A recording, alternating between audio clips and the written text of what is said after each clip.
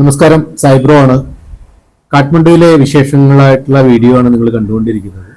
ഇന്ന് ഞാൻ നിങ്ങൾക്ക് മുന്നിൽ അവതരിപ്പിക്കുന്ന വീഡിയോ എന്ന് പറയുന്നത്, ഞാൻ കാഠ്മണ്ഡുവിലെ മലയാളി അസോസിയേഷനെ കുറിച്ച് കേട്ടറിഞ്ഞത്. ജസ്റ്റ് ഞാൻ ഗൂഗിളിൽ സെർച്ച് ചെയ്തപ്പോൾ എനിക്കൊരു ഫേസ്ബുക്ക് പേജിൻ്റെ ലിങ്കാണ് കിട്ടിയത്. ഞാനതിൽ ഒരു നമ്പർ കണ്ടു. അങ്ങനെ ഞാൻ ആ നമ്പറിൽ വിളിച്ചപ്പോൾ ഒരു ആളെ എടുത്തിട്ട് അവർ നേപ്പാളി ഭാഷയിലാണ് സംസാരിച്ചത്. ഞാൻ മലയാളിയാണെന്ന് പറഞ്ഞപ്പോൾ പുള്ളി മലയാളത്തിൽ സംസാരിച്ചു. അങ്ങനെ അദ്ദേഹം എന്നോട് എന്താണ് ഉദ്ദേശം എന്ന് ചോദിച്ചപ്പോൾ ഞാൻ ഒരു യൂട്യൂബറാണ് എന്ന് പറഞ്ഞു. അങ്ങനെ പുള്ളി ഓഫീസ് കാര്യങ്ങളിൽ തിരക്കിലായിരുന്നു. 2 ദിവസം കഴിഞ്ഞിട്ട് എന്നെ വിളിക്കാൻ പറഞ്ഞു. ഞാൻ 2 ദിവസം കഴിഞ്ഞ് വിളിച്ചപ്പോൾ അദ്ദേഹം പനി പിടിച്ച് കിടക്കുന്ന ഒരു അവസ്ഥയിലായിരുന്നു. അങ്ങനെ ഞാനത് മറന്നു. പിന്നീട് അദ്ദേഹം എന്നെ ഇങ്ങോട്ട് വിളിച്ച് സംസാരിച്ചു. നമുക്കൊരു ദിവസം കാണാം എന്ന് പറഞ്ഞു. അങ്ങനെ അദ്ദേഹവും മലയാളി അസോസിയേഷനിലെ 3 സുഹൃത്തുക്കളും ഈ കഴിഞ്ഞ ദിവസം എനിക്ക് കാണാനായിട്ടൊരു അവസരം ഒരുക്കി. ദർബാർ സ്ക്വയർ എന്ന് പറയുന്ന ആ ഒരു മാളിൽ ഞങ്ങൾ കണ്ടുമുട്ടി. കേരളത്തിലെ കുറേ കേരളത്തിലെ ആളുകൾ കുറേ രാജ്യങ്ങളിലായിട്ട് മലയാളി അസോസിയേഷൻ ഉണ്ട്. അപ്പോൾ അവിടെ എല്ലാം ഓരോ തരത്തിലുള്ള പ്രവർത്തനങ്ങൾ നടക്കുന്നു. എന്താണ് ഈ കാഠ്മണ്ഡുവിൽ നമ്മുടെ മലയാളികൾ അസോസിയേഷനിൽ ചെയ്യുന്നത്, അല്ലെങ്കിൽ എത്ര വർഷമായി അവരിവിടെ വന്നിട്ട് എന്നുള്ളൊക്കെ ചോദ്യങ്ങൾക്ക് അവർ തന്നെ നമ്മുടെ ഈ വീഡിയോയിൽ മറുപടി പറയുകയാണ്. തീർച്ചയായിട്ടും ഇത് മലയാളികൾക്ക് നമ്മളെവിടെ പോയാലും ആ കൂട്ടായ്മ അല്ലെങ്കിൽ ആ ഒരു സംഘടനാ പാടവം നിലനിർത്തുന്ന ആളുകൾ തന്നെയാണ്. അത് ഇന്നോ ഇന്നലെയോ തുടങ്ങിയതല്ല. അവർ ചെയ്യുന്ന പ്രവർത്തനങ്ങൾ, ഇപ്പോൾ ഇവിടെ ഒരു അപകടം ഉണ്ടായപ്പോൾ ഈ ഒരു അസോസിയേഷനിലെ ആളുകൾ തന്നെയാണ് അതിനുവേണ്ട കാര്യങ്ങളെല്ലാം മുൻകൈയെടുത്ത് ആ ബോഡികളൊക്കെ കേരളത്തിലേക്ക് എത്തിക്കാനുള്ള പ്രവർത്തനമൊക്കെ സ്വീകരിച്ചതും നടപ്പാക്കിയതും. അങ്ങനെ നമ്മൾ അറിയാതെ പോകുന്ന പല പ്രവർത്തനങ്ങളും ഇവരുടെ ഭാഗത്തു നിന്ന് ഉണ്ടാവുന്നുണ്ട്. അപ്പോൾ നമുക്ക് ഇന്ന് കാഠ്മണ്ഡുവിലെ മലയാളികൾ അവരുടെ ആ ഒരു ജീവിത രീതിയും അതുപോലെ തന്നെ അവരുടെ കാര്യങ്ങളുമൊക്കെയാണ് ഈ ഒരു വീഡിയോയിൽ ഞാൻ നിങ്ങളുമായി ഷെയർ ചെയ്യുന്നത്. നമുക്ക് വീഡിയോയിലേക്ക് പോവാം. സുഹൃത്തുക്കളെ, ഞാനിപ്പോൾ ഉള്ളത് കാഠ്മണ്ഡുവിൻ്റെ ഹൃദയഭാഗത്തുള്ള ദർബാർ സ്ക്വയർ എന്ന് പറയുന്ന മാളിന് സാംസ് 13 കഫേ എന്ന് പറയുന്ന റെസ്റ്റോറൻറ്റിനകത്താണ്. ഇവിടെ എന്നെയും കാത്തിട്ട് 3 പേരിരിക്കുന്നുണ്ട്. സത്യം പറഞ്ഞാൽ ഇതെൻ്റെ ഒരു ഭാഗ്യമായിട്ടാണ് ഞാൻ കരുതുന്നത്. കാഠ്മണ്ഡുവിൽ വന്നിട്ട് മലയാളികളായിട്ടുള്ള ആളുകളെ പരിചയപ്പെടുക എന്നത് ഏറ്റവും വലിയൊരു കാര്യമാണ്. നമ്മുടെ നാട് വിട്ടിട്ട് മലയാള ഭാഷ കേൾക്കാനും അവരുടെ ഒപ്പം കുറച്ച് നേരം സ്പെൻഡ് ചെയ്യാനും പറ്റിയത് ജീവിതത്തിലെ വലിയൊരു കാര്യമായിട്ട് കരുതുന്നു. നടുവിലിരിക്കുന്നതാണ് ഞാൻ വിളിച്ച കൈലാസേട്ടൻ, അപ്പുറത്തിരിക്കുന്നത് ജയരാജേട്ടൻ, അതുപോലെ തന്നെ രഞ്ജിൻ ചേട്ടൻ. ഇവർ 3 പേരുമാണ് ഇപ്പോൾ നമ്മളോട് സംസാരിക്കാനായിട്ട് ഇവിടെ ഉള്ളത്. ഈ കാഠ്മണ്ഡുവിലെ മലയാളികളുടെ കാര്യങ്ങളൊക്കെ അവർ നമ്മളോട് പങ്കുവയ്ക്കട്ടെ. 3 വർഷത്തോളായിട്ടുണ്ടാവില്ലേ? അതെ, ആയിരുന്നു. അല്ല, ഞാൻ പാറ്റ്നയിലായിരുന്നു. പാറ്റ്നയിൽ നിന്ന് എൻ്റെ ഒരു ഫ്രണ്ട് ഉണ്ടായിരുന്നു. അപ്പൊ ഹി വാസ് വിത്ത് എന്താ പറയാ ഭാരത് പെട്രോളിയം. അപ്പൊ ഞാൻ കാഠ്മണ്ഡു കറങ്ങാൻ പോവാന്നുള്ള രീതിയിൽ പുള്ളി എന്നെ ആയിട്ട് കാഠ്മണ്ഡുവിൽ വന്ന. അപ്പോ ആ വന്ന സമയത്ത് ഇവിടെ പുള്ളിയായിട്ട് പരിചയമായി. പുള്ളി പറഞ്ഞു ഇവിടെ ഒരു നാഷണൽ ഡിസ്ട്രിബ്യൂട്ട് ഞങ്ങൾ കൊടുക്കണം, നിനക്ക് ജോലി ഉണ്ടെങ്കിൽ ഇവിടെ തന്നെ നോക്കാന്നുള്ള രീതിയിൽ വന്നു. അങ്ങനെ ആ കമ്പനിയിൽ ഞാനിവിടെ ആയിട്ട് ജോലി ആയി. അത് കഴിഞ്ഞതിന് ശേഷം നല്ലൊരു കഥയാണ്. ഞാൻ പറഞ്ഞു കഴിഞ്ഞാൽ ഒരു മലയാളി, ഞാൻ നമ്മുടെ കാഠ്മണ്ഡു കേരള സമാജത്തിന്റെ ഒരു സുവനീർ ഒക്കെ ഉണ്ടായിരുന്നു. അത് ജേട്ടനൊക്കെ അറിയാം. ആ സുവനീറിൽ ഞാൻ എൻ്റെ ഒരു ലേഖനം എഴുതിയിട്ടുണ്ട്. അതില് title is I owe it to my friends. കാരണം ഞാനിവിടെ പട്ടിണിയായിട്ട് കരഞ്ഞിട്ടുണ്ട്. അറിയോ, നമ്മളാരും വയറുവേദനിച്ചിട്ട് കരഞ്ഞിട്ടുണ്ടാവും, അങ്ങനെ കരഞ്ഞിട്ടുണ്ടാവും. പക്ഷെ ഞാൻ പട്ടിണിയായിട്ട് കരഞ്ഞിട്ടുള്ളതാണ് ഇവിടെ. അപ്പൊ ആ സമയത്ത് ഞാൻ തിരിച്ചു പോയിട്ടുണ്ടെങ്കിൽ ചിലപ്പോൾ നാട്ടിലെവിടെയെങ്കിലും എന്തെങ്കിലുമൊക്കെ ചെയ്ത് താമസിക്കുന്നുണ്ടാവും. പക്ഷെ ആ സമയത്ത് ഞാൻ പിടിച്ചു നിന്നു. ആ സമയത്ത് എനിക്ക് സപ്പോർട്ട് ചെയ്ത് വെച്ചാൽ ഇവിടുത്തെ നേപ്പാളിലുള്ള എൻ്റെ ഫ്രണ്ട്സാണ്. സോ ഐ റിയലി ഇവിടുത്തെ മനുഷ്യർ എന്ന് പറഞ്ഞു കഴിഞ്ഞാൽ എൻ്റെ ഒരു വ്യക്തിപരമായ അനുഭവം, എൻ്റെ ഒരു വ്യക്തിപരമായ കാര്യം, they are really very well behaved human beings. അത് പറയാണ്ടിരിക്കാൻ വയ്യ. അപ്പോൾ അതുപോലെ തന്നെ വന്നു. പിന്നെ ഞാനിവിടെ വേറെ സ്ഥാപനങ്ങളൊക്കെ ജോലിയായി. ഞാനൊരു കുട്ടിയായിട്ട് ഇഷ്ടത്തിലായി. അങ്ങനെ ഞാൻ ഇവിടെ നേപ്പാളിൽ നിന്ന് നേവാർ കമ്മ്യൂണിറ്റിയിലുള്ള ഒരു കുട്ടിയായിട്ട് ഞാൻ കല്യാണം കഴിച്ചു. ഇപ്പൊ ഒരു 33 വർഷമായി. എനിക്ക് മകൻ ബാച്ചിലേഴ്സ് കഴിഞ്ഞു, മകൾ 9ാം ക്ലാസ്സിൽ പഠിക്കുന്നു. ഞാൻ ഇവിടെ തന്നെ ഇപ്പൊ സെറ്റിലായി എന്ന് വേണമെങ്കിൽ പറയാം. സ്വന്തമായിട്ട് വീടുണ്ട്, എല്ലാ കാര്യങ്ങളും ഉണ്ട്. നാട്ടിൽ ഞാൻ എല്ലാ വർഷവും പോകാറുണ്ട്. നാട്ടില് ആലപ്പുഴയില് ചേർത്തല തുറവൂർ എന്ന് പറയും. ലക്ഷ്മി സുദർശനമൂർത്തി ലക്ഷ്മി നരസിംഹസ്വാമിയുടെ അമ്പലത്തിന്റെ വളരെ അടുത്താണ്. ഞങ്ങളൊരു അമ്പലവാസി തന്നെയാണ്. ആൻഡ് പിന്നെന്താ ചോദിക്കും ഞാൻ പറയാം. അമ്പലവാസിയാണല്ലോ. അപ്പൊ ഈ നേപ്പാൾ എന്ന് പറയുന്നത്, കാഠ്മണ്ഡു എന്ന് പറയുന്നത് കുറെ അമ്പലങ്ങളുടെ ഒരു അതെ, ഇതൊക്കെ ഒരു നിമിത്തമാണ്. കാരണം എന്റെ പേര് കൈലാസനാഥൻ, എന്റെ ചേട്ടന്റെ പേര് കാശി വിശ്വനാഥൻ. അപ്പൊ എന്റെ അച്ഛൻ പേരിട്ട സമയത്ത് ഇത് ആലോചിക്കില്ലല്ലോ, പശുപതിനാഥിന്റെ മണ്ണിലാണ് ഞാനിപ്പോ നിൽക്കുന്നത്. അപ്പൊ കൈലാസനാഥൻ ആ പേരിട്ടു. ഞാൻ ഇവിടെ എന്റെ ഒരു കർമ്മഭൂമി എന്ന് വേണമെങ്കിൽ പറയാം നേപ്പാള്. കാരണം ഞങ്ങൾ എനിക്കിപ്പോ നേപ്പാളിൽ എത്ര പേരെ അറിയുന്നു. ഞാൻ നാട്ടിൽ പോയാൽ എന്റെ ഒരു ചെറിയ ബാല്യകാലത്തിലുള്ള 3-4 ഫ്രണ്ട്സ് അല്ലാണ്ട് വേറെ എനിക്കാരും അറിയില്ല. നാട്ടിൽ പോയാൽ ഒന്നും വിചാരിക്കുന്നത്, എല്ലാരും ചോദിക്കുന്നത് എന്താന്ന് വെച്ചാൽ എന്ന് പോകുന്നോ ചോദിക്കുക. നാട്ടിലെ നമ്മള് പ്രവാസിയല്ല, നേപ്പാളുകാര് they are not NRI status ഒന്നുമില്ല നേപ്പാളുകാർക്ക്. നോർക്കയിൽ മെമ്പർഷിപ്പ് ഉണ്ട്, NRI സ്റ്റാറ്റസ് ഇതുവരൊന്നും ഇല്ല. ഞങ്ങൾ NRI അല്ല, ഞങ്ങള് ഫോറിനിലാണ് താനും. അപ്പോ എല്ലാരും എനിക്കിവിടെ കൂടുതലൊക്കെ അറിയുന്നവരൊക്കെ ഇപ്പൊ ചേട്ടനോട് ചോദിച്ചാൽ ചേട്ടന തന്നെ പറയും. രഞ്ജൻ ഇപ്പൊ ഒരു 5 വർഷമായി ഇവിടെ, അവനും വളരെയധികം നേപ്പാളിലായിട്ട് ഭയങ്കരമായിട്ട് ഇഷ്ടപ്പെട്ട ഒരു വ്യക്തിയാണ്. ഞങ്ങള് സംസാരിക്കുമ്പോൾ അറിയാൻ പറ്റും ഇപ്പോഴുള്ള കാര്യങ്ങൾ. അപ്പോ പറഞ്ഞതെന്ന് വെച്ച് കഴിഞ്ഞാൽ നാട്ടിൽ പോവുക, നാട്ടില് കുറച്ച് അറിയാവുന്നവരുണ്ട്, ഇവിടെ വന്നു. ഇവിടെ തന്നെയായി ചേട്ടന്റെ പേര് കാശി വിശ്വനാഥൻ, അദ്ദേഹത്തിന്റെ വ്യവസായം വൈക്കം, അവിടെയും മഹാദേവ് എന്താ പറയാ ശിവന്റെ ക്ഷേത്രമുള്ള അദ്ദേഹത്തിന്റെ പേരും കാശി വിശ്വനാഥൻ. അപ്പൊ ഇതൊക്കെ ഒരു നിമിത്തമായിട്ട് എടുക്കണം. അതാ നമ്മളിപ്പോ നേപ്പാൾ വന്നു എന്ന് പറഞ്ഞാൽ വന്നു, പശുപതിനാഥ് കൃപ വളരെ ഭംഗിയായി ഇത്രയും ദിവസം പോയി, ഇനി ഇങ്ങനെയൊക്കെ പോട്ടെ എന്നുള്ള പ്രാർത്ഥന അത്രേ ഉള്ളൂ. അപ്പൊ ഇവിടെ വന്നിട്ട് ഇനിയിപ്പോ ഇവിടുത്തെ ഒരു സിറ്റിസൺഷിപ്പ് കിട്ടിയിട്ടുണ്ടോ അതോ എങ്ങനെയാണ്? ഇല്ല, എനിക്ക് സിറ്റിസൺഷിപ്പ് ഇല്ല, എനിക്ക് വൈഫിനുണ്ടല്ലോ. അതാണ് എനിക്ക് വീട് വാങ്ങിച്ച വൈഫിന്റെ പേര് തന്നെ വാങ്ങിച്ചത്. എന്റെ മകൾ ഞങ്ങൾ 3 പേര് ഇന്ത്യൻ പാസ്പോർട്ട് ഹോൾഡേഴ്സ് ആണ്. ഞങ്ങള് ആധാർ കാർഡ് ഇന്ത്യൻ സിറ്റിസൺ ആണ്. അങ്ങനെയുള്ളൊരു എനിക്കൊരു എന്താ പറയാ ഫ്യൂച്ചർ പ്ലാൻ ഒന്നുമില്ല. എനിക്ക് വയസ്സാം കാലത്ത് റിട്ടയർമെന്റ് വരുമ്പോൾ നാട്ടിൽ പോയി അതേ പഴയ രാവിലെ കുളിച്ചു ദിവസം അമ്പലത്തിൽ പോയി വീട്ടിൽ വരിക, ദോശ സാമ്പാർ കഴിക്കുക എന്നുള്ള ഒരു ആഗ്രഹമാണ്. ഇത് എപ്പോഴാ സംഭവിക്കുന്നതെന്ന് അറിയില്ല. അതൊരു ആഗ്രഹമുണ്ട്, അറിയില്ല സാധിക്കുമല്ലോന്ന് അറിയില്ല. Thank you. അപ്പോ നമ്മുടെ നേപ്പാളിന്റെ ഒരു കാര്യം പറയുമ്പോൾ ഇവിടെ വന്നു കഴിഞ്ഞാല് എനിക്ക് കാണാൻ പറ്റിയൊരു കാര്യം എന്ന് പറഞ്ഞാൽ ഇവിടുത്തെ സാറ് പറഞ്ഞ മാതിരി തന്നെ കുറെ ആളുകളെല്ലാം ജെനുവിനാണ്. പിന്നെ നമ്മള് കേരളത്തെ ആക്ഷേപിക്കല്ല, ആളുകൾ അവരുടെ കാര്യം മാത്രം നോക്കി കുറച്ച് നമ്മളെ കെയർ ചെയ്യുന്ന ഒരു ഇതായിട്ട് എനിക്ക് തോന്നുന്നു. അങ്ങനെ തന്നെയാണല്ലോ ഇവിടുത്തെ ആളുകൾ, അങ്ങനെ തന്നെയല്ലേ? ഡെഫിനറ്റ്ലി അതെ, ഒരു സംശയമില്ല. സൗത്ത് എന്ന് പറഞ്ഞാൽ ഇഷ്ടപ്പെടുന്നവരാണ് ഇവിടെ.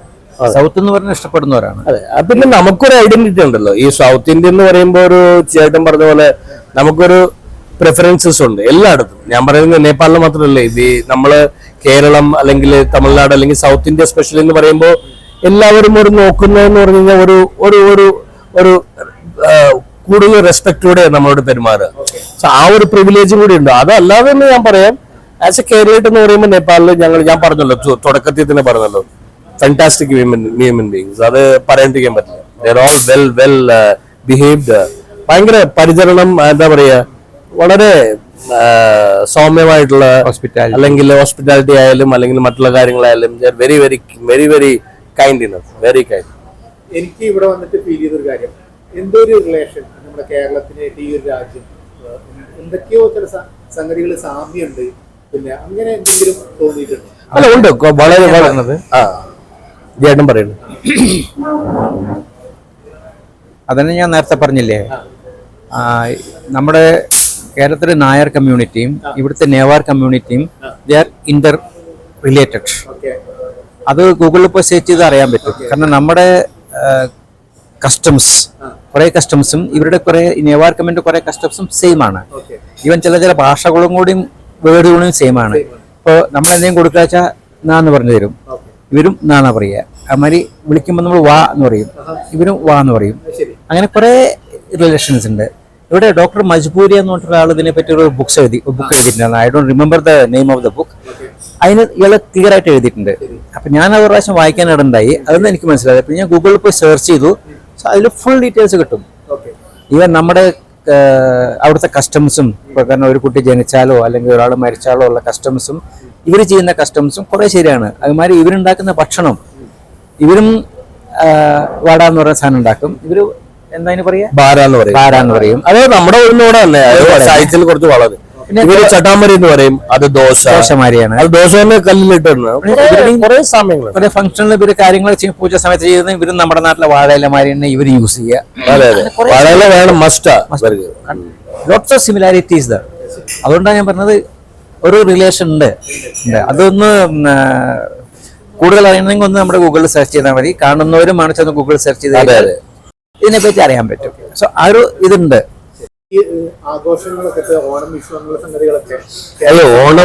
ഓണം ഞങ്ങള് we are very proud to say Kerala Kathmandu Kerala Samajam registered ഒന്നും അല്ല.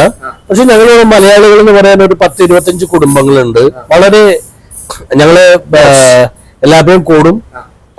വളരെ ക്ലോസ് ആയിട്ടുള്ള ഞങ്ങളിപ്പോ രഞ്ജനായി, ജേട്ടനായി, ഞങ്ങളായി സുരൻ ചേട്ടനുണ്ട്, അങ്ങനെ അച്ചായൻ, അങ്ങനെ കുറെ പേരുണ്ട്. ഞങ്ങൾ കൂടാറുണ്ട്. പക്ഷെ ഞങ്ങൾക്ക് പ്രൗഡ് മൊമെന്റ് എന്ന് പറയുമ്പോൾ ഞങ്ങളാണ് നമ്മുടെ അക്കോസേട്ടൻ, നമ്മുടെ അയോധ്യയിലെ പയ്യൻ, നേപ്പാളി പയ്യൻ. പുള്ളീനെ ഒരു ഗ്രോൺ അപ്പ് ജെന്റിൽമാൻ ആയതിനു ശേഷം ഞങ്ങളാണ് പുള്ളീനെ റീഇൻട്രൊഡ്യൂസ് ചെയ്തത്. ഇവിടെ ഓണത്തിന്റെ ഞങ്ങളൊരു സർപ്രൈസ് ഓണത്തിന് എല്ലാരെയും വിളിച്ചു. ഒരു 10 നേപ്പാളിയും ഉള്ള നമ്മുടെ ഇവിടുത്തെ മലയാളികളും എല്ലാരും ഫാമിലി ആയിട്ട് വന്നപ്പോ ഒരു 250-300 എന്താ പറയാ ഇൻവൈറ്റീസ് ഉണ്ടായിരുന്നു. ആ സമയത്ത് ഞങ്ങൾ വിളിച്ചിട്ട് പുള്ളീനെ ഞങ്ങള് അവിടെ ഇൻട്രൊഡ്യൂസ് ചെയ്ത അക്കോസേട്ടൻ എന്ന് പറഞ്ഞിട്ട് ഭയങ്കര ഹിറ്റായി. നമ്മുടെ എന്താ പറയാ കേരളത്തിലുള്ള എല്ലാ അല്ലെ ഏഷ്യാനെറ്റ്, സൂര്യ TV അങ്ങനെയുള്ള എല്ലാ ചാനലുകളിലും ഞങ്ങൾ അതിന്റെ എന്താ പറയാ വീഡിയോ ക്ലിപ്പിംഗ് ഒക്കെ അയച്ചു കൊടുത്തു. അവര് ന്യൂസിൽ വരെ ഇട്ടു. ആൻഡ് ആഫ്റ്റർ ദാറ്റ് പുള്ളിക്ക് യുവരാജ് ലാമ എന്ന പേര്, സിദ്ധാർത്ഥ ലാമ, സോറി യുവരാജ് ലാമ അദ്ദേഹത്തിന്റെ അച്ഛൻ സിദ്ധാർത്ഥ ലാമ. അവന് പിന്നെ അതിനുശേഷം അവിടെ എന്താ പറയാ നമ്മുടെ നാട്ടിലൊരു സിനിമയില് ലെനിൻ രാജേന്ദ്രന്റെ ഇടവപ്പാതി എന്ന് പറഞ്ഞ ഫിലിമിൽ പിന്നെ റീഇൻട്രൊഡക്ഷൻ പുള്ളിക്ക് കിട്ടി. എന്തോ ടെക്നിക്കൽ കാരണത്തിൽ അത് സംഭവിച്ചില്ല, അത്ര എനിക്കറിയില്ല. അപ്പൊ അത് ചെയ്തു. അതിനുശേഷം ഞങ്ങള് വൈസ് പ്രസിഡന്റ് ആയിരുന്നു ഞങ്ങളുടെ ചീഫ് ഗസ്റ്റ് ഒരു പ്രാവശ്യം വേറൊരു ഓണത്തിന്.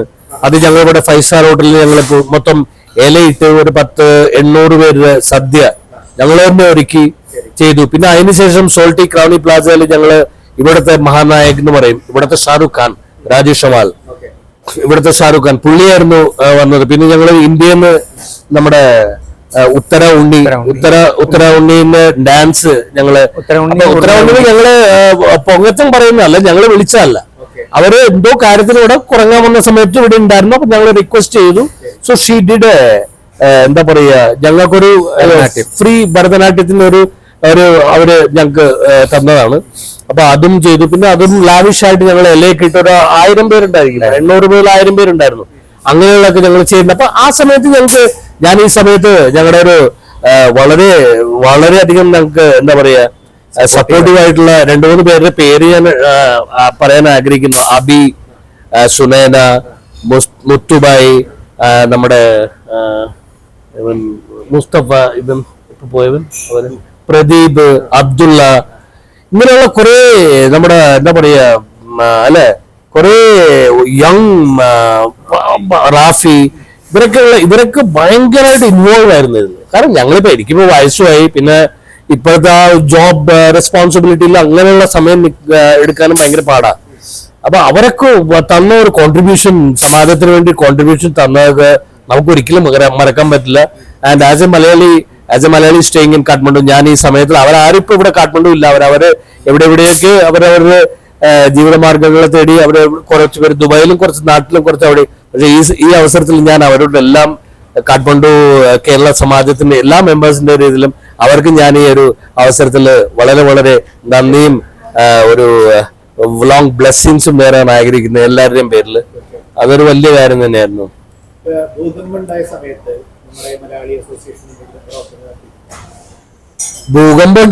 മലയാളി അസോസിയേഷൻ അങ്ങനെ പ്രവർത്തനം നടത്തില്ല. പക്ഷെ ഞാൻ പറഞ്ഞില്ല, അസോസിയേഷൻ എന്ന് പറഞ്ഞ ഒരു രജിസ്റ്റേർഡ് ഓർഗനൈസേഷൻ അല്ല ഇത്. പക്ഷെ എന്ന് വെച്ചാൽ തന്നെ ഭൂകമ്പം ഉണ്ടായപ്പോ ഫോർ എക്സാമ്പിൾ ഇവിടെ എന്റെ അമ്മ ഇവിടെ ഉണ്ടായിരുന്നു, എന്റെ കൂടെ തന്നെ ഉണ്ടായിരുന്നു. അപ്പൊ അത് വന്നതിന് ഒരു 3-4 ദിവസം മുമ്പ് കഴിഞ്ഞപ്പോ ഇവിടെ നിന്നുള്ള സ്പെഷ്യൽ ചാർട്ടേഡ് ഫ്ലൈറ്റ് ഒക്കെ പോയി കഴിഞ്ഞപ്പോ അമ്മേനെയും കുട്ടികളെയും ഞാൻ അങ്ങോട്ട് തന്നെ തിരിച്ചയച്ചു. പിന്നെ ഞാൻ വിചാരിച്ചു ഇത്രയും വർഷമായിട്ട് നമുക്ക് ഈ ദേശം നമുക്ക് വല്ലതും തന്നപ്പോ നമ്മൾ ഇങ്ങനെയുള്ള പരിസ്ഥിതിയിൽ ഓടിപ്പോകാൻ പാടില്ലല്ലോ. പിന്നെ അതും പാടില്ല എന്നുള്ള രീതിയിലും പിന്നെ ഞങ്ങള് കുറച്ചു പേര് ഇവിടെ ഉണ്ടായിരുന്നു. ഞങ്ങൾ കുറച്ചുപേര് ഇവിടെ പോയി, ശ്രീജിത്ത് അല്ലെ, ശ്രീജിത്ത്, ജേട്ടൻ, പർട്ടിക്കുലർ സമയത്ത് ഞാൻ ഉണ്ടായിരുന്നില്ല ഇവിടെ. ചേട്ടൻ ഉണ്ടായിരുന്നില്ല. ഞങ്ങൾ 3-4 പേരൊക്കെ ഇവിടെ കാഠ്മണ്ഡുന്ന് പുറത്തു പോയിട്ട് കുറെ സ്ഥലങ്ങളിലൊക്കെ പോയി. പിന്നെ നമ്മൾ എന്തെങ്കിലും ഒരു സൽക്കർമ്മം ചെയ്യുമ്പോൾ ഈ കൈ കൊണ്ട് ചെയ്ത ഈ കൈ അറിയാൻ പാടില്ല എന്ന് പറയാം. അത് കാരണം നമ്മൾ ചെയ്ത കാര്യങ്ങളൊക്കെ അവിടെ ഇരിക്കട്ടെ. നമ്മളെ കഴിയാവുന്ന എന്തെങ്കിലുമൊക്കെ ഉണ്ടെങ്കിൽ ഞങ്ങൾ ചെയ്തിട്ടുണ്ട്. അത് ചെയ്തിട്ടുണ്ട് വളരെ വളരെ. ഇപ്പൊ ഈ നമ്മുടെ രഞ്ജൻ ഇവിടെ ഉണ്ട്. രഞ്ജൻ വന്നാൽ ഇപ്പൊ ഒരു 5-6 വർഷമായി ഇവിടെ ഉണ്ട്. പക്ഷെ ഇദ്ദേഹം വളരെ എന്താ പറയാ, ഇങ്ങനെയുള്ള ആൾക്കാർ വേണം എന്ന് പറയും ഞാൻ. കാരണം ലാസ്റ്റ് ടൈമില് പുള്ളി ഓണം ആഘോഷം നടത്താൻ പിന്നെ കാഠ്മണ്ഡു സമാജത്തിന്റെ കുറെ കാര്യങ്ങൾക്ക് വേണ്ടി മുൻഗണന എടുക്കാൻ പുള്ളി ഭയങ്കരമായിട്ടൊരു ചേഷ്ട ചെയ്തിട്ടുണ്ട്. പുള്ളിയുടെ ഒരു എഫേർട്ട് പറയാണ്ടിരിക്കാൻ പോയി. കാരണം കഴിഞ്ഞ 2-3 ഓണം ഞങ്ങൾ ചെയ്തത് only because of Ranjan initiative കാരണം. ഡെഫിനറ്റ്ലി ഓണത്തിന്റെ വരാൻ പോകുന്ന ഇപ്പൊ ഞാൻ പറഞ്ഞില്ലേ കുറച്ചു നേരം മുമ്പ് ഞാൻ പറഞ്ഞ പോലെ തന്നെ ആ ഒരു ടീം, ഒരു യങ് എനർജറ്റിക് ടീം ഉണ്ടായിരുന്നു. ഞങ്ങൾ കുറച്ചു പേരുടെ പേരെടുത്തല്ലേ ഞാൻ. അത് അവര് ഇപ്പൊ നമ്മുടെ രഞ്ജൻ ഇപ്പൊ ഒരു 6 വർഷമായിട്ട് നേപ്പാളിലുണ്ട്. അപ്പൊ ഇദ്ദേഹത്തിന്റെ ഒരു എന്താ പറയാ, ഇദ്ദേഹത്തിന്റെ ഒരു ഇനിഷ്യേറ്റീവിലാണ് ഞങ്ങൾ ലാസ്റ്റ് 1-2 ഓണമൊക്കെ നടത്തിയത്. കാരണം ഞാൻ പറഞ്ഞ മുമ്പ് പോകണം, എടുക്കാനും പിടിക്കാനും കുറെ കാര്യങ്ങളുണ്ട്. നമുക്ക് പറയുന്നത് എളുപ്പമാണ്. ഒരു ഓർഗനൈസ് ചെയ്യുക, ഒരു ഓണം പ്രോഗ്രാം ഒക്കെ ചെയ്യാന്ന് പറഞ്ഞു കഴിഞ്ഞാൽ നമ്മൾ അതുപോലെ എല്ലാവരും ഒരു റെസ്പോൺസിബിൾ പൊസിഷനിൽ വർക്ക് ചെയ്യുന്നവരാണ്, സമയമില്ലാതെ. പക്ഷെ ഇദ്ദേഹത്തിന്റെ ഒരു എഫേർട്ട് കാരണം കഴിഞ്ഞ പ്രാവശ്യം ഞങ്ങള് ചെറുതായി നേപ്പാളില് ഗസ്റ്റ് ഒന്നും വന്നിരുന്നില്ല. പക്ഷെ എന്നാലും ഒരു മലയാളി എല്ലാവരും വന്ന് തലേ ദിവസം ഫാമിലിയൊക്കെ വന്ന് ഒരു ഹോട്ടലിന്റെ കിച്ചൺ ഞങ്ങൾ ബുക്ക് ചെയ്ത് എല്ലാം ഇവന്റെ മേൽനോട്ടത്തിലായിരുന്നു. കിച്ചണൊക്കെ പോയി ഞങ്ങളുടെ ലേഡീസ് തന്നെ സാമ്പാറ് എല്ലാം എന്താ പച്ചടി, കിച്ചടി, പായസം, 2 കൂട്ട് പായസം, എല്ലാം പപ്പടം, അത് ഇത് എല്ലാം വറുത് നമ്മുടെ പച്ചരി, പുഴുങ്ങലരി എല്ലാം കൂടെ ഉള്ള നല്ല ഉഗ്രൻ ഇലയിട്ട സദ്യ ഞങ്ങള് കഴിക്കാൻ ആഗ്രഹം. അതിന് ഞാൻ രഞ്ജനോട് വളരെ വളരെ വളരെ താങ്ക്സ് പറയുന്നു. Because of his effort. ഇപ്രാവശ്യം പുള്ളി അതിനുവേണ്ടി മൊത്തം പമ്പതാണ്. ഗംഭീരമായിട്ട് പ്രതീക്ഷിക്കുന്നു. അതിന് എല്ലാരും സപ്പോർട്ട് ചെയ്യണം. ഞാൻ പറഞ്ഞില്ലേ ഞങ്ങൾക്കൊരു മാൻ പവറിന് ഒരു എന്തോ 24 ഫാമിലീസ്. അതെ അതെ. 24 ഒരു 100-125 പേര് ഉണ്ടാവും. കുട്ടികളും അവരും പിന്നെ ഫ്രണ്ട്സ്, റിലേറ്റീവ്സ്, വളരെ അടുത്ത. ഇപ്പൊ ഫോർ എക്സാമ്പിൾ ഞാനിപ്പോ ഒരു റെന്റഡ് ഹൗസിലാണ്. കാരണം ഇവിടുത്തെ നേപ്പാളികൾക്ക് ഭയങ്കര ഇഷ്ടമാണ് സൗത്ത് ഇന്ത്യൻ ഫുഡ് അതെന്നൊക്കെ പറയുമ്പോൾ. അപ്പൊ എലൈറ്റൊക്കെ സദ്യ ഞങ്ങളുടെയൊക്കെ ഒരു പോസ്റ്റ്, ഫേസ്ബുക്കിലെ പോസ്റ്റ് ഒക്കെ കാണുമ്പോൾ ഈവൻ എന്റെ CEO ലാസ്റ്റ് ടൈം പറഞ്ഞു, Kailash what is this, I want to have this food, please call me for that occasion എന്ന് പറഞ്ഞ് എന്റെ CEO എന്നെ പറഞ്ഞിട്ടുണ്ടായിരുന്നു. അപ്പൊ അവരൊക്കെ ഒരു ഫീൽ ഇറ്റ് ആസ് എ എന്താ പറയാ once in a blue moon opportunity. അവർക്ക് ഒരു എലൈറ്റ് നമ്മുടെ കേരളത്തിലെ സദ്യയൊക്കെ കഴിക്കാന്ന് പറഞ്ഞത്. സോ അതൊരു എന്നാലും ഞങ്ങള് വിളിക്കുകയാണെങ്കിൽ ഇപ്പൊ ഞാൻ പറഞ്ഞില്ലേ ടിക്കറ്റ് ചെയ്ത് ഞങ്ങള് ടിക്കറ്റ് അടിച്ച് വിൽക്കുകയാണെങ്കിൽ ഞാൻ നിങ്ങൾക്ക് ഇവിടെ 2500, 3000, 5000 ടിക്കറ്റ് വരെ വിൽക്കും ഈ നമ്മുടെ ഊണ എന്ന് പറഞ്ഞ. പക്ഷെ അതൊക്കെ ചെയ്യാൻ ഞാൻ പറഞ്ഞില്ലേ അതുപോലുള്ള ആൾബലം, അതുപോലുള്ള ഒരു യങ് ഗ്രൂപ്പിന്റെ ഒരു അത് ഞങ്ങൾക്ക് we are lacking that is the main reason behind that. ഇപ്രാവശ്യം ഒരു 5 വർഷം 6 വർഷം 6-7 വർഷം മുമ്പൊക്കെ ഞങ്ങള് ഈ പറഞ്ഞ അബി, ഇവര് പ്രദീപ്, മുത്തുബായി, അച്ചുബായി, ഇവര് മുസ്തഫ, ഇവരൊക്കെ ഉണ്ടായിരുന്നു. ഇവരുള്ള ഇപ്പൊ അബ്ദുള്ള, പ്രദീപ്, ഇവരൊക്കെ റാഫി, ഇവരൊക്കെയുള്ള സമയത്ത് നമുക്ക് അതൊരു പ്രശ്നമില്ല.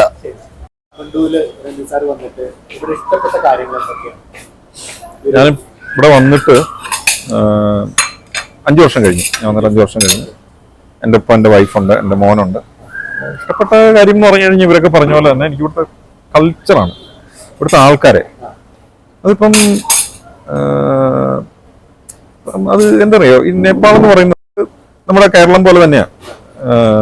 ഒരു ടൂറിസത്തിനെ ഭയങ്കരമായിട്ട് ഡിപ്പെൻഡ് ചെയ്തുള്ള ഒരു സ്ഥലമല്ലേ. അപ്പം നമ്മൾ ടൂറിസം എന്ന് പറഞ്ഞാൽ എനിക്ക് പലപ്പോഴും തോന്നിയിട്ടില്ല. ഞാനിത് കേരളത്തിലൊക്കെ 1-2 സ്ഥലത്ത് ഇവിടത്തിനെ പറ്റി സംസാരിച്ചപ്പോഴത്തേക്ക് ഞാൻ പറഞ്ഞിട്ടുള്ള കാര്യമാണ് കേട്ടോ. അതായത് ടൂറിസം എന്ന് പറയുന്നത് നമ്മൾ വെറുതെ ആൾക്കാർ വരുന്നു അല്ലെങ്കിൽ ടൂറിസം എന്ന് നമ്മൾ അങ്ങ് പ്രൊമോട്ട് ചെയ്യുന്നു, അല്ലെങ്കിൽ ഹൗസ് ബോട്ടുകൾ എന്ന് പറഞ്ഞ് പ്രൊമോട്ട് ചെയ്യുന്നു.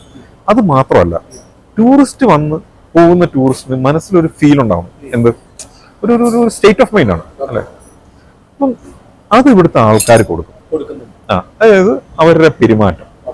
നിങ്ങൾ വഴിയിൽ നടന്നു നോക്കൂ, നിങ്ങൾക്കിവിടെ വണ്ടികൾ ഹോൺ അടിക്കുന്നില്ല. അപ്പം നമ്മളിവിടെ വഴിയിൽ നടന്ന് നോക്കിയപ്പോൾ ശ്രദ്ധിച്ചോ, കാഠ്മണ്ഡുവില് നിങ്ങൾക്ക് വണ്ടികൾ ഹോൺ അടിക്കില്ല. അപ്പം നമ്മുടെ വേറെ കേരളത്തിലെയോ അല്ലെങ്കിൽ ഇന്ത്യയിലെ ഏതൊരു സിറ്റിയും നിങ്ങൾ വെച്ച് നോക്കിക്കോളൂ. അവിടെ നമുക്ക് ഇപ്പം കേരളത്തിലെ നമ്മുടെ ടൂറിസത്തിന്റെ നമുക്ക് എന്താ എടുത്തു കാണിക്കുന്ന ഒരു സ്ഥലമാണല്ലോ മൂന്നാർ. അപ്പൊ മൂന്നാർ ടൗണിൽ നിങ്ങൾ ചെന്ന് കഴിഞ്ഞാൽ അവിടുത്തെ ട്രാഫിക്കും വണ്ടികളുടെ ഹോണടിയും എനിക്ക് തോന്നിയേക്കുന്നത് വളരെ അസഹനീയമായിട്ട് തോന്നിയിരിക്കുന്ന ഒരു കാര്യം. ഇവിടെ നിങ്ങൾക്ക് അത് കാണാൻ പറ്റില്ല. പിന്നെ അതുപോലെ തന്നെ വേറെ സംഭവമാണ്, ടൂറിസ്റ്റുകൾ വന്നു കഴിഞ്ഞാൽ ആരും ഇപ്പം സായി തന്നെ വന്നു, സായി ചെയ്തിട്ട് എന്താ തമിഴിൽ നിന്നിട്ട് സായി എന്ത് ചെയ്ത് കാണും, ഒരു സെൽഫി എടുത്ത് കാണും അല്ലെ. ഒരു സെൽഫി എടുക്കാത്ത ടൂറിസ്റ്റുകൾ ഇന്നില്ല, കാരണം അതാണ്. അപ്പൊ ഒരു സെൽഫി നമ്മൾ എടുക്കുമ്പം നമ്മളെ കിട്ടും, നമ്മളെ കൂടാണ്ട് നമ്മുടെ പുറയിലോട്ടുള്ള കുറെ സീനുകൾ കിട്ടുമല്ലോ. അത് നമ്മൾ ഇവിടെ നിങ്ങൾ എടുത്തു കഴിഞ്ഞാൽ നിങ്ങൾക്ക് മനോഹരമായിട്ട് കിട്ടും. എന്താ കാര്യം എന്നറിയോ, ഇവിടെ നിങ്ങൾ ഫ്ലെക്സ് ബോർഡുകൾ കാണില്ല അല്ലെ, ശ്രദ്ധിച്ചോ. ഫ്ലെക്സ് ബോർഡുകളില്ല, അല്ലെങ്കിൽ പരസ്യ ബോർഡുകളില്ല. കടകൾക്ക് ഇപ്പം ഈ ഹോട്ടൽ തന്നെ കണ്ടുപിടിക്കാനായിട്ട് ഒറ്റ സൈനേജേ ഉള്ളൂ അല്ലെ, സാംസ് കഫേ എന്നുള്ള ഒറ്റ സൈനേജേ ഇവിടെ ഉള്ളൂ. നേരെ മറിച്ച് നമ്മളിപ്പോ കേരളത്തിൽ നോക്കിക്കഴിഞ്ഞാൽ ഇതിനൊരു 5 സൈനേജ് ഉണ്ടാവും. ഒരു സാധാരണ മെഡിക്കൽ ഷോപ്പിന് 4 സൈനേജ് ഉണ്ടാവും. അതിന്റെ 2 പോസ്റ്റുകളിലും സൈനേജ് ഇട്ടിട്ടുണ്ടാവും, ഫ്രണ്ടിൽ ഒരു സൈനേജ് ഇട്ടിട്ടുണ്ടാവും, പുറത്തോട്ട് ഇറക്കി ഒരു സൈനേജ് വെച്ചിട്ടുണ്ട്. ഇത് എന്താണെന്നറിയോ, ഇതൊക്കെ ചിത്രങ്ങളെ അരോചകമാക്കും അല്ലെ. നല്ല നമ്മുടെ ചിത്രങ്ങൾ എന്ന് പറഞ്ഞാൽ നമ്മൾ ക്യാമറയിൽ എടുക്കുന്ന ചിത്രങ്ങൾ തന്നെയാണ് നമ്മുടെ മനസ്സിലും പതിയുന്നത്. ആ ചിത്രങ്ങൾക്ക് ഈ ഫ്ലെക്സുകളും സൈൻ ബോർഡുകളും സൈനേജുകളും നമുക്ക് കുറച്ചൊരു എന്താ പറയുക ഡിസ്റ്റർബൻസ് ഉണ്ടാക്കും. ഇവരത് ചെയ്യുന്നില്ല. ഇത് ഇവിടെ നേരത്തെ ഒരു 3 കൊല്ലം മുമ്പ് ഇവിടെയും സൈനേജുകൾ ഉണ്ടായിരുന്നു കേട്ടോ, ഇവിടെയും ഫ്ലെക്സുകൾ ഉണ്ടായിരുന്നു. പക്ഷെ ഇവിടെ ഒരു മേയർ വന്നു, ബാലൻ ഷാ എന്ന് പറഞ്ഞൊരു മേയർ വന്നു. ബാലൻ ഷാ ബാലൻ ഷായുടെ പ്രത്യേകത എന്താണെന്ന് വെച്ച് കഴിഞ്ഞാൽ അയാള് ടൈംസ് മാഗസിനിൽ മികച്ച 100 വേൾഡ് ലീഡേഴ്സ് എന്നുള്ളതിൽ ഒന്ന് ഒരു മേയറാണ്. അയാൾ സ്വതന്ത്ര സ്ഥാനാർത്ഥിയായിട്ട് മത്സരിച്ച് ജയിച്ചാണ്. അയാൾ കൊണ്ടുവന്നിട്ട് ഞാൻ വർക്ക് ചെയ്യുന്ന കമ്പനിയുടെ സൈനേജ് അടക്കം അവിടെ ഉണ്ടായിരുന്നു, വലിയ ഓടിയൊക്കെ വെച്ചിട്ടുണ്ടായിരുന്നു. അതെല്ലാം അയാൾ താഴെ ഇറക്കിച്ച് സിമ്പിളായിട്ട് ഒറ്റ ചെറിയ ബോർഡ് വെക്കാം ഒരു സ്ഥാപനത്തിൽ. അങ്ങനെ കൊണ്ടുവന്നു. സിറ്റിക്കകത്ത് ഹോർഡിങ്സുകളില്ല. നമ്മളിപ്പോൾ എറണാകുളം വൈറ്റില ജംഗ്ഷനിൽ വന്ന് നോക്കൂ, ഇത് മാത്രം സൈനേജുകളാണ് അല്ലെങ്കിൽ ഹോർഡിങ്സുകളാണ്, അതില്ല. ഇത് ഈ 2 കാര്യം ഇവിടുത്തെ ഒരു എന്താ പറയുക ഒരു ഹോസ്പിറ്റാലിറ്റി കുറച്ചുകൂടെ കാണിക്കുന്ന ഒരു കാര്യമാണ്. 3ാമത്തെ കാര്യമാണ് ഏറ്റവും പ്രധാനമായിട്ട് എനിക്ക് തോന്നിയേക്കുന്നത് ഈ ടൂറിസം മേഖലയിൽ കേട്ടോ. എന്താ പറയുക, നിങ്ങൾക്ക് എല്ലാ സ്ഥലത്തും മദ്യം കിട്ടും. അപ്പം മദ്യം എന്ന് പറയുമ്പോഴത്തേക്കും മലയാളികൾ എല്ലാവരും മദ്യവയ്ക്കുമെങ്കിലും മദ്യം അവൈലബിൾ ആകുന്നു എന്ന് പറഞ്ഞാൽ ഉടനെ അത് ഭയങ്കര നിഷിദ്ധമാണ്. പള്ളിയുടെ അടുത്ത് പാടില്ല, അല്ലെങ്കിൽ സ്കൂളിൻ്റെ അടുത്ത് പാടില്ല, അമ്പലത്തിനടുത്ത് പാടില്ല, അങ്ങനെ കുറേ സംഭവങ്ങളുണ്ട്. അപ്പം അത് ഒരു എന്താ പറയാ ഒരു നിഷിദ്ധ വാക്കായിട്ട് മാറുകയും എന്നാൽ നമ്മൾ എല്ലാവരും മദ്യപിക്കുകയും ചെയ്യും. ഇവിടെ നിങ്ങൾക്ക് എല്ലാ റെസ്റ്റോറൻറ്റിലും കിട്ടും, എല്ലാ ഗ്രോസറി സ്റ്റോറിലും മദ്യം അവൈലബിൾ ആണ്, കൂൾ ബാറുകളിലും മദ്യം അവൈലബിൾ ആണ്. പക്ഷെ ഇവിടെ നിങ്ങൾ വഴിയിൽ ഒരാൾ പോലും മദ്യപിച്ച അവസരമായിട്ട് കിടക്കുന്നത്, അല്ലെങ്കിൽ ഒരു ഹോട്ടലിന്റെ മുന്നിൽ കൂടെ നടന്നു പോകുമ്പോൾ മദ്യത്തിന്റെ മണവോ നിങ്ങൾക്ക് കിട്ടില്ല. അതാണ് ഇവിടുത്തെ ഒരു ഇപ്പൊ ഇവിടെ മദ്യമുണ്ട്. ഇവിടെ നമുക്കിപ്പം നാട്ടിലിങ്ങനെ ഒരു ബാറിൽ അല്ലെങ്കിൽ മദ്യം വിളമ്പുന്ന ഒരു റെസ്റ്റോറൻറ്റിൽ നിങ്ങൾക്ക് വന്നിരുന്നുകൊണ്ട് ഇങ്ങനെ ഒരു വീഡിയോ എടുക്കാൻ പോലും പറ്റില്ല. കാരണം എന്ന് വെച്ച് കഴിഞ്ഞാൽ അവിടെ അതുപോലെ ബഹളമായിരിക്കും, സൈഡിൽ പാട്ട് പാടുന്നുണ്ടാവും, അല്ലെ, വഴക്കുണ്ടാവുന്നുണ്ടാവും. ഇവിടെ ആ ഒരു നിങ്ങൾ ഇവിടെ നല്ല തെങ്ങ് നിങ്ങൾ കാണില്ല. അപ്പം എനിക്ക് ഇഷ്ടപ്പെട്ട കാര്യങ്ങളാണ് ഇവിടുത്തെ ഒരു കൾച്ചറാണ്. ഇവിടെ നമ്മൾ പോയി കഴിഞ്ഞാൽ വളരെ മനോഹരമായ ഒരു സ്ഥലമായിട്ട് നമ്മുടെ മനസ്സ് നമ്മളോട് പറയും. അതാണ് അതിനകത്തെ വ്യത്യാസം. തീർച്ചയായിട്ടും എന്റെ മനസ്സിലും ആ ഒരു കൺസെപ്റ്റിനെ അല്ലെങ്കിൽ എനിക്ക് കിട്ടിയ അനുഭവം അത് തന്നെയാണ്. സാർ പറഞ്ഞ ആ ഒരു കാര്യം തന്നെയാണ്. അതാണ് എനിക്ക് തോന്നിയ ഒരു കാര്യം. ഇപ്പൊ ഒരു മലയാളി ഈ ഒരു കാഠ്മണ്ഡുവിൽ വന്നിട്ട് എന്തെങ്കിലും ഒരു കാര്യത്തിന് പെട്ടുപോയി എന്ന് വിചാരിക്കും. അങ്ങനെ വരുന്ന സമയത്ത് നമ്മുടെ ഈ സമാജം അല്ലെങ്കിൽ നിങ്ങളുടെ ഈ സംഘടന, നിങ്ങളെ കൂട്ടായ്മ അവരെ എങ്ങനെ ഏതെങ്കിലും രീതിയിൽ സഹായിച്ചിട്ടുണ്ട്? ഡെഫിനറ്റ്ലി വളരെ വളരെ ഇപ്പൊ എടുത്തു പറയുകയാണെങ്കിൽ ഇപ്പോ എല്ലാരും ഇപ്പൊ നമ്മുടെ നാട്ടിലെല്ലാരും കേട്ടാണ്, നമ്മൾ ഈ ബന്ദിപ്പൂർ എന്ന് പറഞ്ഞൊരു സ്ഥലത്ത് ഒരു മലയാളി കുടുംബങ്ങള് ഒരു 7 ഫാമിലി ഒരേ റൂമില് മറ്റേ 3 ഫാമിലി 8 പേര്. തണുപ്പത്ത് കൊടും തണുപ്പായത് കാരണം അവരുടെ ആ ഗ്യാസ് ഹീറ്റർ ഇല്ലേ, അത് റൂമില് കത്തിച്ചു വെച്ച് അവര് ഉറങ്ങിപ്പോയി. കാരണം അവർക്ക് പിന്നെ സഫക്കേഷനായി. ആ 8 പേരും മരണമടഞ്ഞു. അത് വളരെ കേരളത്തിലെ ഒരു നടുക്കിയ സംഭവമാണ് ടൂറിസ്റ്റ് ആയിട്ട് ഇവിടെ വന്നപ്പോ. അപ്പൊ ഞങ്ങൾ ഇതിനെക്കുറിച്ച് അറിഞ്ഞു. ഞങ്ങൾ ഇതിനെക്കുറിച്ച് ചെയ്യാവുന്ന കാര്യങ്ങൾ ഉടനെ അതിനെക്കുറിച്ച് ചെയ്യാവുന്ന അവരുടെ ഫ്രണ്ട്സ് ആയിട്ടുള്ള ഇപ്പോഴും എനിക്ക് ഫേസ്ബുക്കിൽ ഫ്രണ്ടാണ്. അവരുടെ ഫ്രണ്ട്സ് ഒക്കെ ഓടി വന്നു. അവരുടെ കൂടെ ഞാൻ രഞ്ജൻ ഞാനും രഞ്ജനായിട്ട് പരിചയപ്പെടാൻ വളരെയധികം. കാരണം രഞ്ജൻ ഞാനൊക്കെ ഓഫീസ് വിട്ട് ഞങ്ങളൊരു 3-4 ദിവസം രാത്രി പകല് രാവിലെ 4 മണിക്ക് രഞ്ജൻ എയർ ഇന്ത്യയുടെ ഓഫീസിൽ എന്താ പറയാ അതിന്റെ കോഫിൻ 8 പേരുടെ ഇതാണ് എന്ന് ആലോചിക്കണം. അത് എയർ ഇന്ത്യയില് ബുക്ക് ചെയ്യണം. അതിന്റെ ആയിരുന്നു രഞ്ജൻ അവിടെ 4 മണി വരെ എയർ ഇന്ത്യ ഓഫീസിലിരിക്കുക. ഞാൻ എംബസിയിലും മോർച്ചറിയിലും ആയിരുന്നു. പോസ്റ്റ്മോർട്ടം ചെയ്യുന്ന സ്ഥലത്തും അവിടെയൊക്കെ ആയിരുന്നു. എന്ന് പറഞ്ഞു കഴിഞ്ഞാൽ ഞങ്ങൾ എന്താ ചെയ്യുന്നുള്ളത് ഞാൻ പറഞ്ഞില്ലേ, ഈ കൈ കൊണ്ട് ചെയ്ത് ഈ കൈ അറിയാൻ പാടില്ല. പക്ഷെ ആസ് എ സമാജം, ഞാൻ വ്യക്തിയായിട്ട് പറയല്ല, സമാജത്തിന്റെ ഇതിൽ ഞങ്ങളെ കഴിയാവുന്നതിനേക്കാൾ വളരെ അധികം കൂടുതൽ ഞങ്ങൾ ആ സമയത്ത് ഞങ്ങളുടെ സമയം ഞങ്ങള് 3-4 ദിവസം ഞങ്ങൾ ഓഫീസിൽ പോയില്ല. ഞങ്ങൾ വീട്ടിൽ തന്നെ പോയില്ല. ഞാൻ എന്റെ വൈഫിനെ വിളിച്ചു ചോദിക്കുന്നുണ്ട്. 2-3 ദിവസം ഞങ്ങൾ വീട്ടിൽ പോയില്ല. ഇവന്റെ വീട് അടുത്തായിരുന്നു. അവിടെ പോയി ഒന്ന് ഫ്രഷ്നപ്പ് ഒക്കെ ആയിട്ട് തിരിച്ചു വരിക, അങ്ങനെയുള്ള കാര്യങ്ങളൊക്കെ ചെയ്തിട്ട് അതിന് ചെയ്യാൻ പറ്റാവുന്ന പരമാവധി ഹെൽപ്പ് ഞങ്ങൾ ചെയ്തെന്ന് ഞങ്ങൾ വിശ്വസിക്കുന്നു. അത് അത്രേ എനിക്ക് പറയാൻ പറ്റുള്ളൂ. പിന്നെ ഒരു കാര്യം എനിക്കിപ്പോ എന്റെ മനസ്സിൽ ഇപ്പൊ ഉടനെ കയറിയെത്തുന്നതെന്ന് വെച്ചാൽ, മാനസരോവർ യാത്ര കഴിഞ്ഞിട്ട് ഒരു ഭാര്യയും ഭർത്താവും ഇവിടെ വന്നിട്ട് അവര് പുള്ളി സഫക്കേഷൻ എന്തോ സ്റ്റോക്ക് വന്നു പുള്ളിക്ക് വന്നിട്ട് പുള്ളി ഇവിടെ ഒരു ഹോസ്പിറ്റലിൽ അഡ്മിറ്റ് ആയി. അപ്പൊ ഏതോ വഴി കൂടി ഞങ്ങൾക്ക് അറിയാൻ പറ്റി. അപ്പോ ഞാൻ പറഞ്ഞ പോലെ തന്നെ അതില് ഞങ്ങളൊക്കെ പോയി അദ്ദേഹത്തിനെ കണ്ടു. പക്ഷെ ഞങ്ങളുടെ 2 മെമ്പേഴ്സ് ഉണ്ടായിരുന്നു, റാഫിയും പ്രദീപ് എന്ന് പറഞ്ഞ്. അപ്പൊ അബ്ദുള്ള, അവര് 3, ഞാൻ മുമ്പ് തന്നെ പേര് കൊടുത്തായിരുന്നില്ല, അവരിൽ 3 പേരാണ്. അവര് ഇവർക്ക് വേണ്ടി എന്താ പറയാ കോറിഡോറിൽ ഉറങ്ങി. അറിയില്ല കേട്ടോ, ഒന്ന് ആലോചിക്കണം. അവരായിട്ട് ഞങ്ങൾക്കൊരു പരിചയമില്ല, അവരാരാന്ന് ഞങ്ങൾക്ക് അറിയില്ല. ഒരു മലയാളി എന്നുള്ള രീതിയിൽ ഈ കുട്ടികള് അവർക്ക് ദിവസം ആഹാരം കൊണ്ടുകൊടുക്കുക. എവ്രി ഡേ ഒരു മകൻ അല്ലെങ്കിൽ അനിയൻ അല്ലെങ്കിൽ എന്താ പറയുക ഒരു സഹോദരനെ പോലെ തന്നെ അല്ലെങ്കിൽ മകനെ പോലെ തന്നെ ഈ 3 പേരിൽ ഓരോരുത്തർ, ഞാൻ പറഞ്ഞില്ലേ, റൂമിൽ കിടക്കാണ്ട് കോറിഡോറിൽ വരെ ഉറങ്ങി. അവരെത്ര 1-1.5 മാസം എന്തോ ഇവിടെ ഉണ്ടായിരുന്നു. ഗ്രാൻഡി ഹോസ്പിറ്റലായിരുന്നു. അപ്പൊ ഞങ്ങളൊക്കെ ഫാമിലി ആയിട്ട് പോയി കാണുമ്പോൾ ചെയ്തു. പക്ഷെ ഈ റാഫിയും നമ്മുടെ അബ്ദുള്ളയും പ്രദീപും അവരെ പരിശ്രമിച്ച് ഭയങ്കര അവര് തന്നെ കരഞ്ഞുകൊണ്ട് പറയുമായിരുന്നു ഞങ്ങളോട്. ഇതൊരു ഭയങ്കര ഒരു സംഭവമാണ്. പുള്ളിക്കാരി മാത്രമേ, വൈഫ് മാത്രമേ ഉണ്ടായിരുന്നുള്ളൂ. അപ്പൊ നാലേക്കണം ഹസ്ബൻഡ് ഇങ്ങനെ സ്റ്റോക്കായിട്ട് കിടന്നതിന് ശേഷം ഈ വൈഫിന്റെ ആ ഇതില് പാവം എന്താ ചെയ്യാൻ പറ്റുക. അവര് സാമ്പത്തികമായിട്ട് അവര് നല്ലൊരു സ്ഥിതിയിലായിരുന്നു കേട്ടോ. അവർക്ക് അങ്ങനെയുള്ള പ്രശ്നം. പക്ഷെ ഒരു ആൾബലം എന്നുള്ള രീതിയിൽ പിന്നെ അതിനുള്ള ഞാൻ പറഞ്ഞില്ലേ 24 hours ബാക്കപ്പ് സപ്പോർട്ട് ആയിരുന്നു ഇവര് 3 പേരുള്ളത്. അതും ഒരു ഞാൻ പറയാ ആസ് എ സമാജത്തിന്റെ ഒരു മെമ്പർ എന്ന രീതിയിൽ ഞങ്ങൾക്ക് ഭയങ്കര ബഹുമാനിക്കാവുന്ന ഒരു കാര്യമാണ്. അതിനും ഞാനിപ്പോ പ്രദീപിനും റാഫിക്കും എന്താ പറയാ അബ്ദുള്ളക്കും ഞാൻ വളരെ ഒരു നന്ദി. അതെ, അത് കൊച്ചി വരെ പോയി അവിടെ കൊച്ചിയിലെ വീട്ടിൽ ഡ്രോപ്പ് ആക്കിയിട്ടാ വന്നത്. അവരുടെ 2 പേരുടെ പേര് എനിക്ക് ഓർമ്മയില്ല. ഈ വീഡിയോയിൽ കൂടെ കാണുന്നുണ്ടെങ്കിൽ അവർക്കും ഒരു ബിഗ് സല്യൂട്ട്. നമസ്കാരം. ഞാൻ ജയരാജ് മേനോൻ, നാട്ടില് പാലക്കാട് ഡിസ്ട്രിക്റ്റില് ചെർപ്പളശ്ശേരി തിരുവാഴിയോട് എന്നുള്ള സ്ഥലത്താണ് എൻ്റെ സ്ഥലം എന്ന് പറഞ്ഞാൽ എൻ്റെ തറവാടൽ അവിടെയാണ്. ഞാനിവിടെ വന്ന് സെറ്റിലായിട്ടല്ല, സെറ്റിലായത് ചെന്നൈയിലാണ്. ഞാൻ ഇവിടെ വന്നിട്ട് ഏകദേശം ഒരു 40 വർഷത്തോളമായി. ഞാനിവിടെ സിറോക്സ് ഇന്ത്യ എന്ന് പറഞ്ഞിട്ട് കമ്പനിയുടെ ഓപ്പറേഷൻ മാനേജറായിട്ട് വർക്ക് ചെയ്യുന്നു. ഫാമിലി നാട്ടിലെന്ന് ചെന്നൈയിലാണ്. മൂത്ത മകൻ, രണ്ടാമത്തെ ആള് UK-യിലാണ് ജോലി ചെയ്യുന്നത്. വൈഫ് വന്നും പോയി കൊണ്ടിരിക്കും. ഞാനും ഇങ്ങനെ ഷട്ടിൽ ചെയ്തും കൊണ്ടിരിക്കും. കാരണം ഞാൻ ഡൽഹിയിൽ വരെ മീറ്റിങ്ങിന് പോയാൽ ഒന്ന് ചെന്നൈ പോവും, ഫാമിലി കാണും, വരും. അങ്ങനെയാണ് പോകുന്ന കാര്യങ്ങളൊക്കെ.